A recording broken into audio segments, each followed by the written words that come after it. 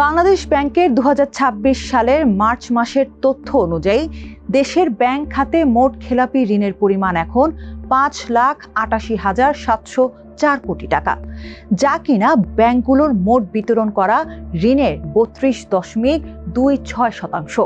এই বিপুল খেলাপি ঋণের কারণে নতুন করে ঋণ বিতরণ কার্যক্রম ব্যাহত হচ্ছে, বিপরীতে কমছে শেয়ার হোল্ডারদের মুনাফা আর রাজস্ব বঞ্চিত হচ্ছে সরকার। নেতিবাচক প্রভাব পড়ছে দেশের সামগ্রিক অর্থনীতিতে। এই খেলাপি ঋণ আদায়ে 18 মাসের মাস্টার প্ল্যান ঘোষণা করেছে বাংলাদেশ ব্যাংক। কি আছে এই প্ল্যানে জানার চেষ্টা করছি টিভিএস এক্সপ্লেইনারে। সঙ্গে আছি আমি রাইস ইসলাম অসীন। নতুন লিলি সিরাম শ্যাম্পু এখন শুধু শাইন না, দ্বিগুণ হেলদি সুপার শাইন।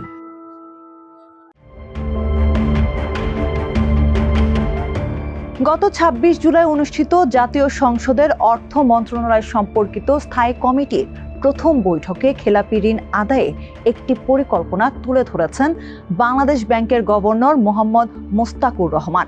বৈঠকের কার্যপত্রের তথ্য অনুযায়ী প্রথম ৬ মাসে ব্যাংক ও ঋণ গ্রহীতার মধ্যে সমঝোতার মাধ্যমে খেলাপি ঋণ আদায়ের চেষ্টা করা হবে। পরবর্তীতে ১২ মাসে ডিস্ট্রেসড অ্যাসেট ম্যানেজমেন্ট অ্যাক্ট এবং সংশোধিত মানি লোন কোড অ্যাক্টের মাধ্যমে খেলাপি ঋণ আদায়ের উদ্যোগ নেবে ব্যাংকগুলো। এগুলো আইন দুটির মাধ্যমে খেলাপি ঋণ সংক্রান্ত মামলা সর্বোচ্চ ৬ মাসের মধ্যে নিষ্পত্তির ব্যবস্থা করার প্রস্তাব রাখা হয়েছে। একই সঙ্গে ঋণের প্রকৃত সুবিধাভোগী শনাক্ত করে আইনের আওতায় আনার উদ্যোগ নেওয়া হয়েছে, যাতে প্রকৃত দায়ীদের জবাবদিহি নিশ্চিত করা যায়। অনেকদিন ধরে আন্তর্জাতিক মুদ্রা তহবিল বা IMF খেলাপি ঋণ কমিয়ে আনার পরামর্শ দিচ্ছে। পতিত আওয়ামী লীগ সরকারের সময় খেলাপি ঋণ 10% মধ্যে নামিয়ে আনার শর্ত দিয়েছিল IMF। পরে সেই শর্ত থেকে সরে এলেও খেলাপি ঋণ আদায়ের সুনির্দিষ্ট পরিকল্পনা চেয়েছে IMF। এ কারণে খেলাপি ঋণ আদায়ে কঠোর অবস্থান নিয়েছে সরকার। যদিও তথ্য বলছে গত ডিসেম্বরের পরও নতুন করে খেলাপি ঋণের পরিমাণ বেড়েছে ৩১,৪৮৭ কোটি টাকা। দেশের বিভিন্ন আদালতে বিচারাধীন এই সংক্রান্ত 2,22,341টি মামলা।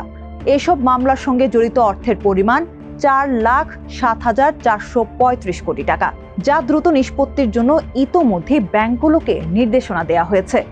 সব মিলিয়ে তাই ঋণ আদায়ের কঠোর পদক্ষেপ নিয়েছে বাংলাদেশ ব্যাংক।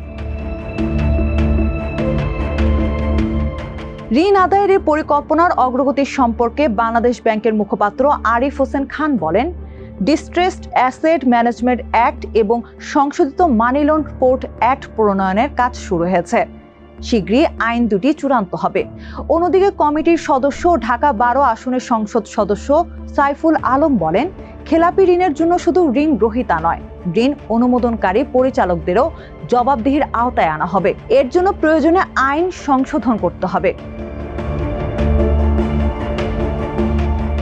ওই বৈঠকে খেলাপি ঋণ আদায়ে 18 মাসের রূপরেখা প্রণয়ন ছাড়াও মুদ্রানীতি পর্যালোচনার সময় 6 মাসের পরিবর্তে 3 মাস করার সিদ্ধান্ত হয়েছে।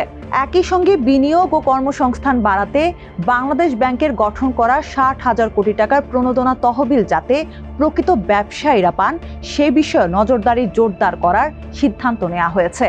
পাশাপাশি খেলাপি গ্রাহকদের সেফ এক্সিট সুবিধার মেয়াদ আগামী 30 ডিসেম্বরের পরিবর্তে আগামী বছরের 30 জুন পর্যন্ত বাড়ানো, নীতি সুদের হার কমানো এবং ঋণের কার্যকর সুদ হার কমানোর সুপারিশ করা হয়েছে।